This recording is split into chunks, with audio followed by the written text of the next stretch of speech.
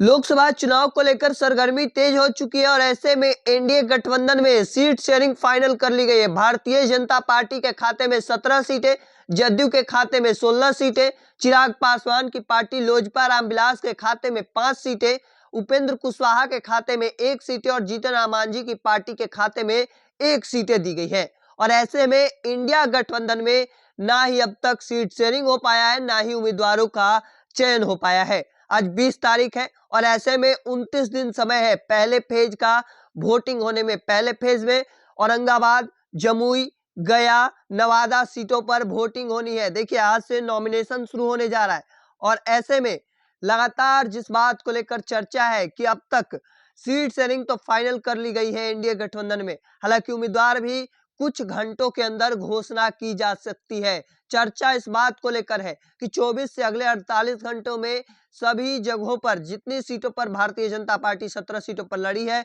उन सीटों पर अपनी घोषणा उम्मीदवारों की कर सकती है। चर्चा इस बात को लेकर है कि आखिर सामने उम्मीदवार कौन होगा। ना ही इंडिया गठबंधन अपना सीट शेयरिंग फाइनल की है और ना ही अपने उम्मीदवारों का चयन कर पाई है। चर्चा इस बात को लेकर है कि माले कई सीटों को लेकर मांग कर रही है, तो वहीं दूसरी ओर कांग्रेस पार्टी भी अधिक से अधिक सीटों पर चुनाव लड़ना चाहती है।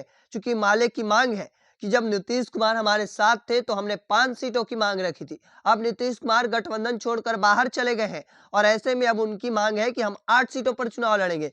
ये वो सीटें हैं जहां आरा, सिवान, काराकाट, कटिहार, पाटलिपुत्रा, जहानाबाद, नालंदा, वाल्मीकि नगर।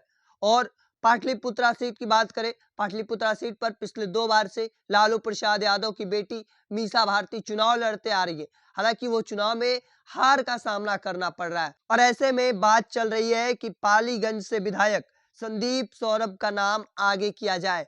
देखना होगा कि आगे क्या कुछ निकलकर सामने आता है। हालांकि बेगूसराय सीट कांग्रेस चाहती है कि हमारे खाते में आए, चूंकि वहां से कन्हैया कुमार को लड़ाना चाहती है और दूसरी ओर सीपीआई यह सीट चाहती है कि हमारे खाते में आए, हम अपने उम्मीदवार को लड़ाना चाहते हैं।